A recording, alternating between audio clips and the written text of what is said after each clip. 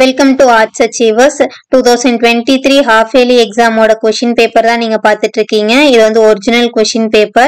இந்த question paper ஓட PDF உங்களுக்கு வேணும்னா நம்ம வீடியோவோட கீழே descriptionல வந்து Telegram link கொடுத்திருக்கேன். Telegram link join பண்ணிக்கோங்க. உங்களுக்கு வர எல்லா question paperம் வந்து government question paperோட எல்லா PDF லிங்க்கும் வந்து நான் கொடுக்கிறேன். உங்களுக்கு ரொம்பவே யூஸ்ஃபுல்லா இருக்கும்.